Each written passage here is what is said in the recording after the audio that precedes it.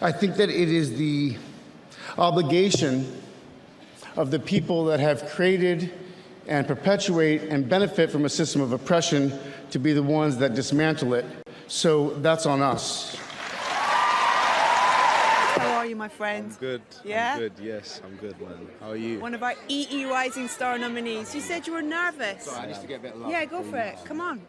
Bring it in. Bring in the love. That's why. Look how suave he looks. That's why, because it doesn't matter, because you got this. Oh, What are you? It doesn't even matter what happens in there, because you got this. What are you nervous about?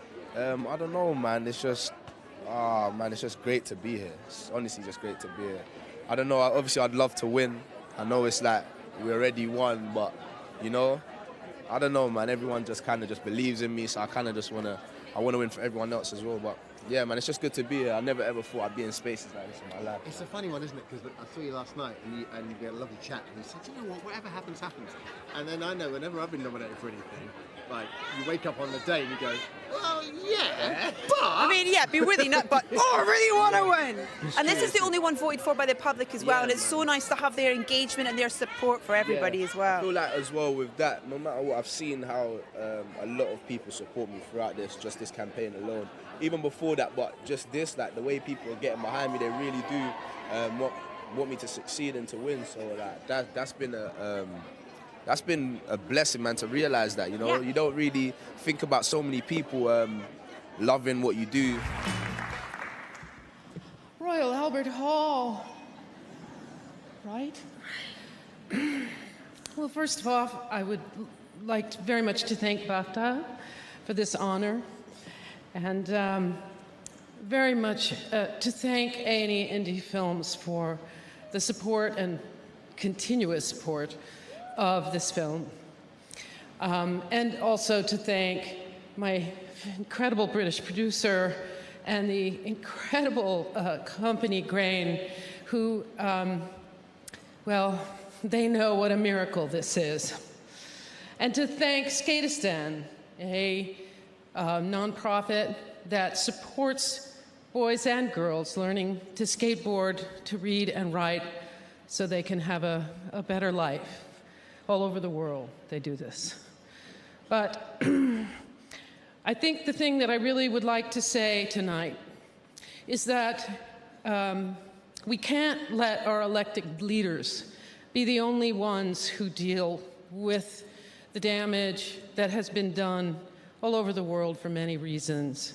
It's been a bad hair day on both sides of the pond, I understand, and I think it is up to us as people to support the young people, because the young people are who will bring peace to us.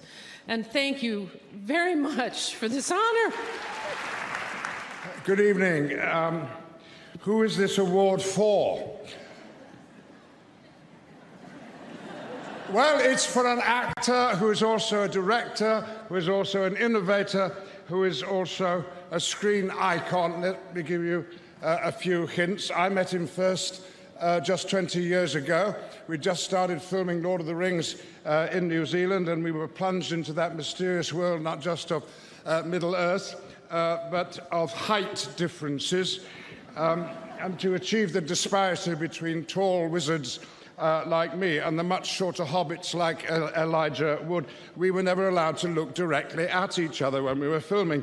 Elijah and later Martin Freeman, they had to take a higher eye line when they were looking at me, not into my eyes, but to the top of my pointy hat. And in reverse, conversely, I had to look no higher than just above Frodo's belt buckle. It wasn't so much acting as navel-gazing. And elsewhere at the studio, more sophisticated methods were being employed to tell our story, and our director, Peter Jackson, made and conjured armies out of the computer and out of the computer manager's imagination, of course. And indeed, there was one actor in particular who was not affronted by Weta Workshop's developments and the technology they produced, it seemed almost daily.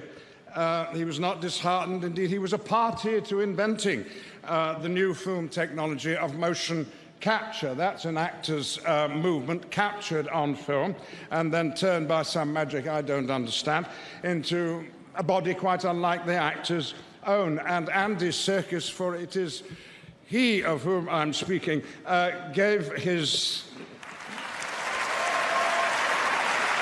quite right. He gave his precious Gollum not just an unforgettable voice, an unforgettable voice, but he gave him a character and the inspiration for that startling body, emaciated, reptilian, fishy, the creature of fairy stories and myths, and indeed nightmares. Andy Serkis's Gollum, wouldn't you agree, is a total screen classic? Yes, really.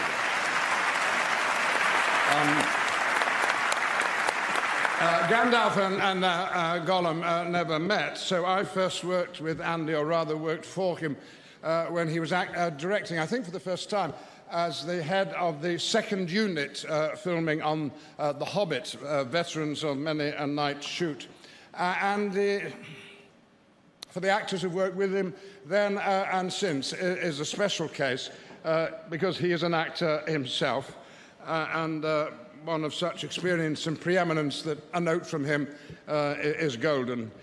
He understands and is reliably helpful. And since Imaginarium, which he helped to start and established by his team to explore what was possible in motion capture, we've been treated to King Kong and a whole series, a tribe of lesser apes. There have also been two startling, contrasting Ians, the punk musician Ian Dury and the murderer Ian Brady.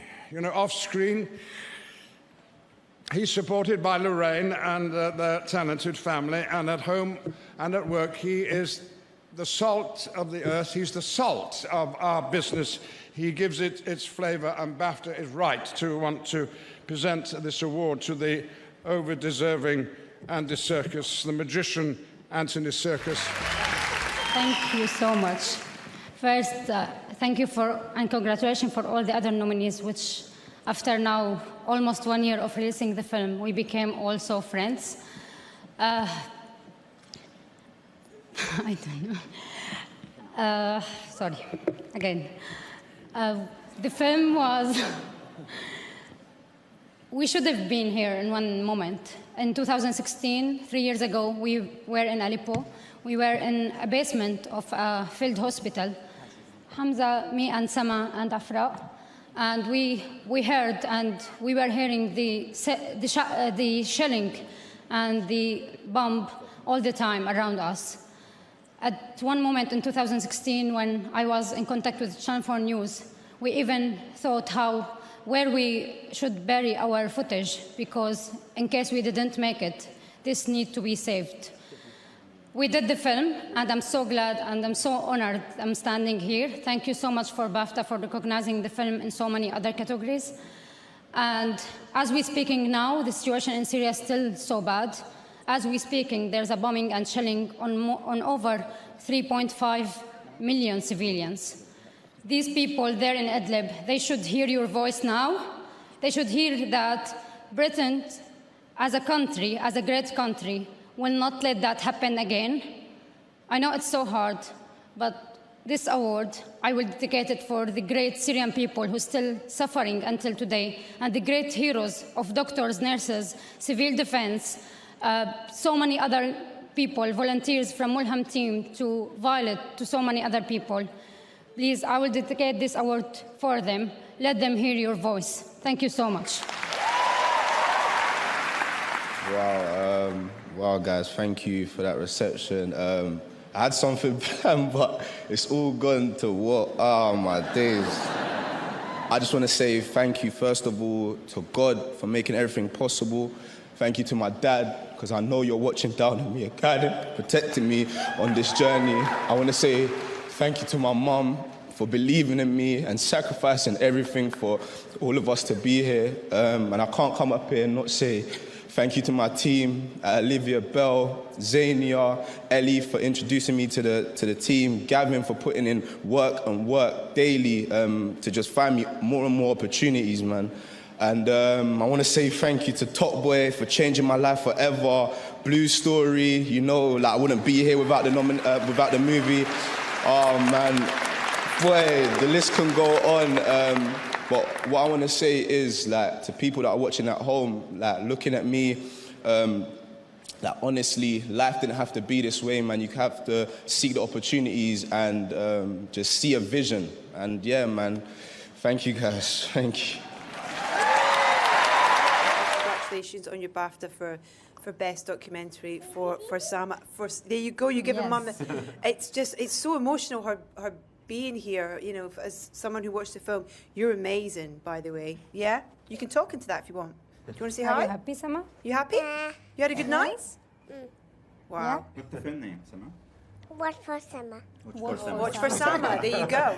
But that's, you know, it reiterates the story that you wanted to tell, that she's here with you. Exactly. From the story. That's why I was really like, I want to bring her today. Absolutely.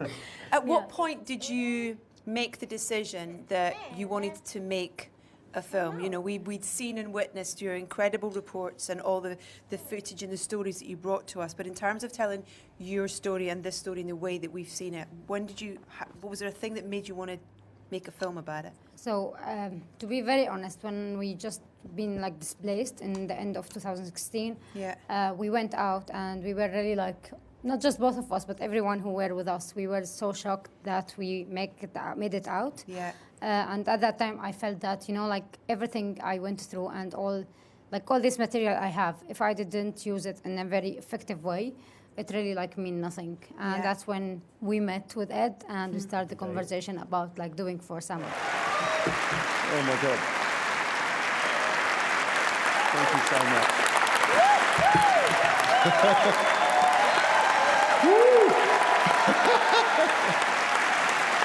Oh my God. Oh my God. Thank you. Oh, thank you, Ian. Thank you so much. Thank you, BAFTA. Thank you for this incredible honour. Thank you all for standing up. That's just blown my mind. I was asked to keep this speech to 90 seconds, which is totally fine by me, except that how do you thank a gazillion people that you've worked with over a number of decades in 90, well, now 80 seconds? It's completely impossible. So I'm going to start... I'm going to start with the most important partnership in my life, so that if I run out of time at the end, I've got this one in the bag. My significant other, more than significant other, my lover, my touchstone, my favourite actor on the planet, my department of ways and means, Lorraine, I love you. My 3 children, Ruby, Sonny and Louie, thank you so much for allowing me to gallivant around the world wearing grey spandex suits and not disowning me. Thank you for that. Peter Jackson, Fran Walsh and Philippa Boyens, thank you for introducing me to the aforesaid grey spandex suit and spending many happy years with Ian and creating characters in your wonderful movies. Thank you to Joe Lettieri and all of Weta Digital's, the Wizards of Weta, and all of my extended family in New Zealand. My dear fellow and co-founder of the Imaginarium, Jonathan Cavendish, and all of our talented Imagineers, Matt Brown and all of the capture aces at the Imaginarium Studios. A huge thanks to my incredible management team.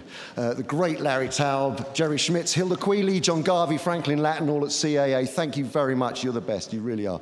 My ape family, Dylan Clark, Matt Reeves, Rupert Wyatt, Terry Notary, and Michael Cicchino, to mention but a few. Paul Virag, Matt Whitecross, Damien Jones, oi oi for all the sex and drugs and rock and roll, and the movie as well. And the legendary Bob Richardson, who I'm now working with, for being such a great compadre on all our collaborations. I just want to say briefly something about performance capture. I truly believe that it is an egalitarian form of acting. It's one of the great tools for actors and filmmakers for the 21st century, for storytelling in the 21st century, because it signifies the end of typecasting. Anyone can play anything.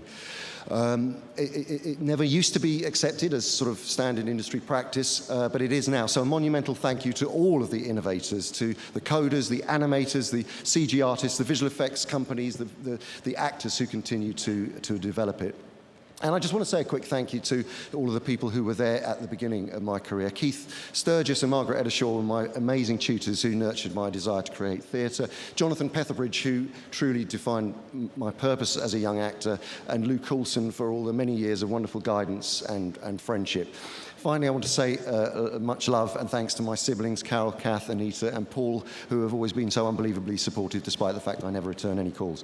And finally, my parents, Lily and Clem, who both of whom slipped away while I was filming on the other side of the world, never got to say goodbye, but I'm sure, pretty certain, that if they were watching now, they would be as over the moon as I am. Thank you very much indeed, all of you.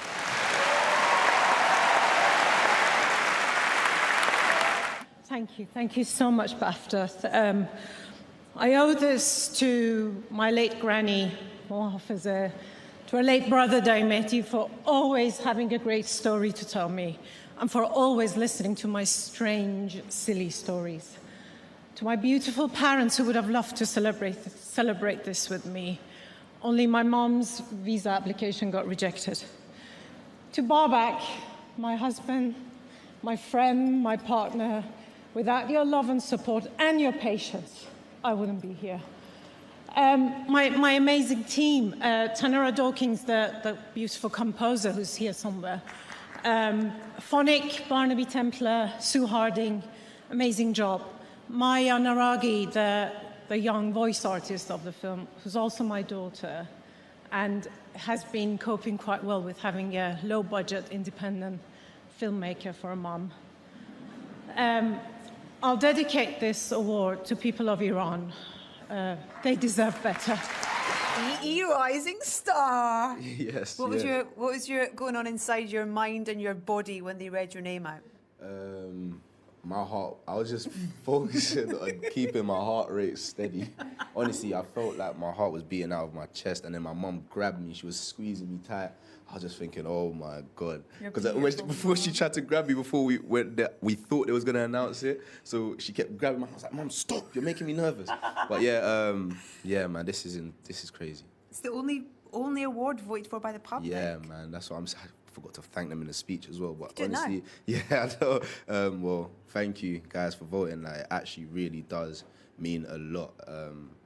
I don't even think you understand, but yeah, man, it is really a blessing to know that you have so much support from so many people. Like, when you really didn't come into it for this, I literally just came into this because I loved acting, and it was something I really saw myself doing. So the fact that these projects I'm doing are resonating with people, and people are really loving my work, it is honestly a blessing. I feel very honored and privileged to be here tonight. BAFTAs have always been very supportive of my career, and I'm deeply appreciative. But I have to say that I also feel conflicted, because so many of my fellow actors that are deserving don't have that same privilege. I think that we send a very clear message to people of color that you're not welcome here. I think that's the message that we're sending to people that have contributed so much to our medium and our industry, and in ways that we benefit from. I don't think anybody wants a handout or preferential treatment, although that's what we give ourselves every year. I think that people just want to be acknowledged and appreciated and respected for their work. This is not a self-righteous condemnation, because I'm ashamed to say that I'm part of the problem. I have not done everything in my power to ensure that the sets I work on are inclusive, but I think that it's more than just having sets that are multicultural. I think that we have to really do the hard work to truly understand systemic racism. I think that it is the obligation of the people that have created and perpetuate and benefit from a system of oppression to be the ones that dismantle it. So that's on us. Thank you.